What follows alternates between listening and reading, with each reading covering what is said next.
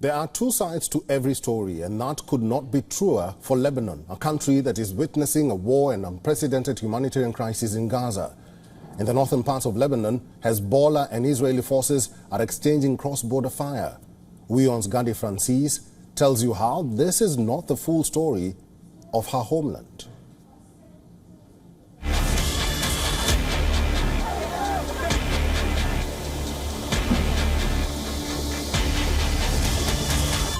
This was Lebanon that you hear about in the news. But today, right here in the heart of Beirut, I will show you Lebanon image that you seldom hear about.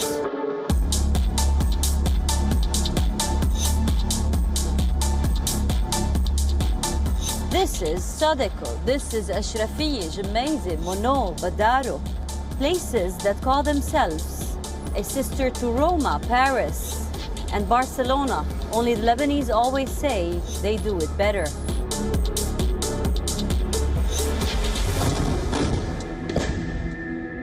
As the war goes on in rural and non-central areas in the Republic of Lebanon, this is part of the daily attire of the people. Nothing new, nothing scary enough to stop everyday life, events, and tourism. But why?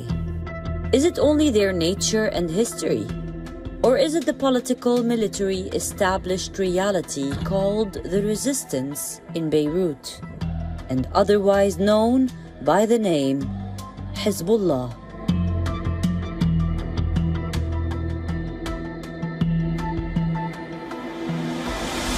So while we were recording in the heart of Beirut, I just met a bunch of Lebanese designers on their lunch break. Just looking at them, I was just asking them, are you actually afraid of war in Lebanon? For now, no.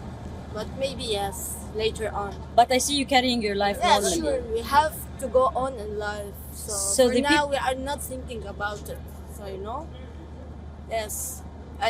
We have to live our life now. So there's no fear for now.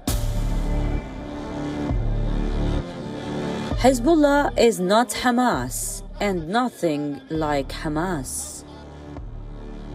Lebanon is not Gaza, and nothing like Gaza. Israel knows that and acts accordingly. The rules of engagement are different. If Israel engages in destructive airstrikes on infrastructure, Lebanon's Hezbollah is able to reciprocate in the same way. The weapons that Hezbollah has can target the airport. The rockets can easily reach the military bases.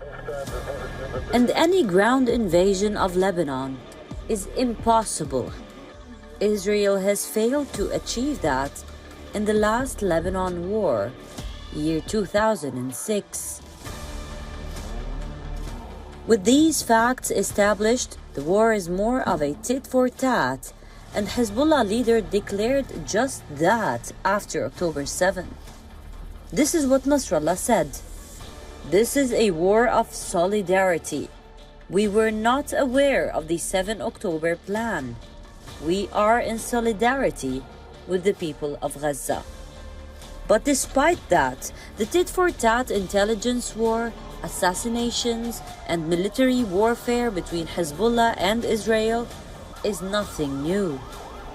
It started the day Hezbollah was formed. And according to their ideology, it would end when all occupied territory is freed, including Palestine.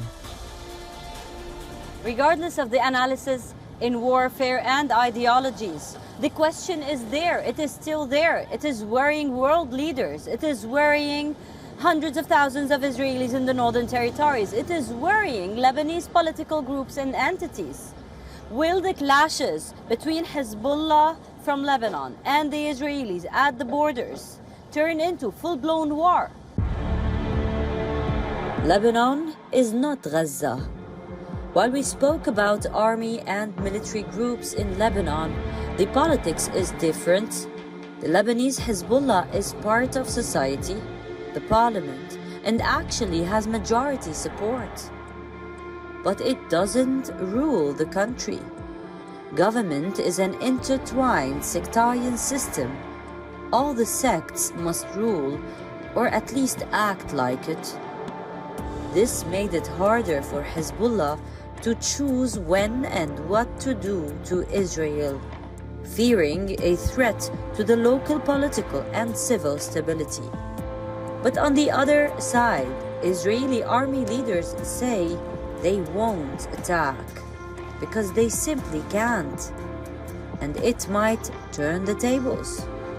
But in the long run, it is absolutely inevitable. While the war takes different shapes and faces and different seasons in the region, Lebanon still has its life-loving, resilient face on throughout the eras. After wars, blasts, and all types of difficulties, the Lebanese people gather, cheer, and make the best party in the world. From the heart of Beirut, Lebanon, Ghadi Francis for WION, World is One. For all the latest news, download the WION app and subscribe to our YouTube channel.